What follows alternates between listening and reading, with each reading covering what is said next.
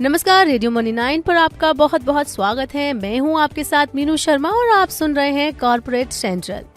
क्यों टूट गए पेटीएम के शेयर? अदानी ग्रुप को लेकर आई क्या बड़ी खबरें? स्पाइस जेट के शेयरों में क्यों लगा अपर सर्किट? अब किस सरकारी कंपनी का हिस्सा बेचेगी सरकार? बताएंगे आपको और इसके अलावा भी होंगी कॉर्पोरेट जगत से जुड़ी कई बड़ी खबरें। तो चलिए शुरू करते हैं कॉर्पोरेट सेंट्रल। पेटीएम की पेरेंट कंपनी 197 कम्युनिकेशन के शेयर गुरुवार को 20% तक टूट गए। फिनटेक कंपनी पेटीएम ने कहा है कि वो 50,000 रुपए से कम के लोन कारोबार को घटाएगी और ज्यादा फोकस बड़े लोन के कारोबार पर करेगी। पेटीएम का ये बयान ऐसे टाइम पर आया है जब रिजर्व बैंक ने गैर जमानती कर्ज को लेकर सख्ती बढ़ाई है। इसके अलावा कई एनालिस्ट ने इसके शेयर के लिए टारगेट घटा दिए हैं।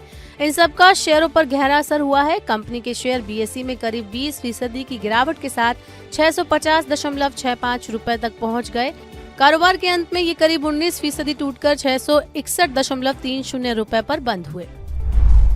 केंद्र सरकार पब्लिक सेक्टर की कंपनी इरकॉन इंटरनेशनल की अपनी करीब 8% हिस्सेदारी बेचने की तैयारी कर रही है। सरकार ऑफर फॉर सेल यानी ओएफएस के जरिए ये हिस्सेदारी बेचेगी और इससे करीब 1,159 करोड़ रुपए जुटाएगी। इस खबर के आने की वजह से गुरुवार को इरकॉन के शेयर करीब 9% टूटकर 157.50 रुपए के निचले स्तर तक चले गए।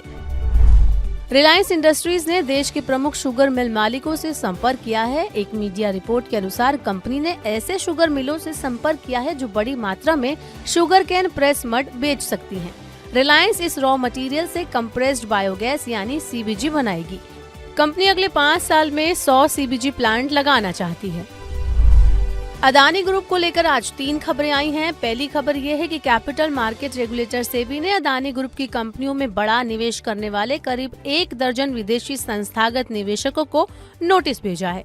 जिन एफपीआईज को नोटिस भेजा गया है उन पर आरोप है कि उन्होंने अपने निवेश को लेकर डिस्क्लोजर नियमों का पालन नहीं किया है। अदानी ग्रुप की दूसरी खबर यह है कि वो एसपी ग्रुप के गोपालपुर पोर्ट को खरीदने की योजना बना रही है। तीसरी खबर अदानी विल्मर में हिस्सा बिक्री को लेकर है। खबर के मुताबिक अदानी समूह और इसकी पार्टनर सिंगापुर की विल्मर इंटरनेशनल ने जॉइंट वेंचर अदानी विल्मर का बड़ा हिस्सा बेचने के लिए कई प्राइवेट इक्विटी फर्म से संपर्क किया है।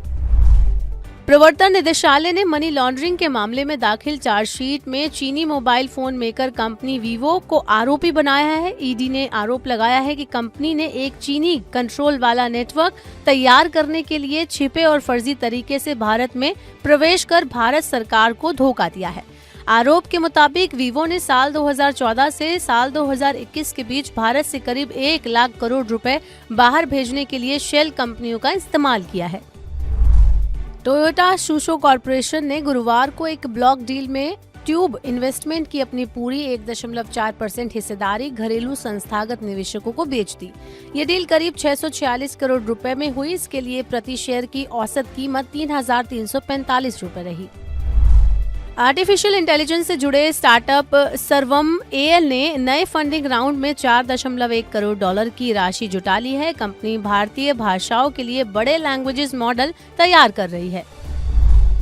डोम्स इंडस्ट्रीज ने अपने आईपीओ के लिए प्राइस बैंड 750 से 790 रुपए प्रति शेयर तय किया है। कंपनी के एक लॉट में कम से कम 18 शेयर होंगे। ये आईपीओ निवेश के लिए 13 दिसंबर को खुलेगा और 15 दिसंबर को बंद होगा। शेयर बाजार में तेजी की वजह से टाटा पावर का मार्केट कैप गुरुवार को 1 लाख करोड़ रुपए के पार हो गया। 1 लाख करोड़ मार्केट कैप के क्लब में शामिल होने वाली ये टाटा समूह की छठी कंपनी है।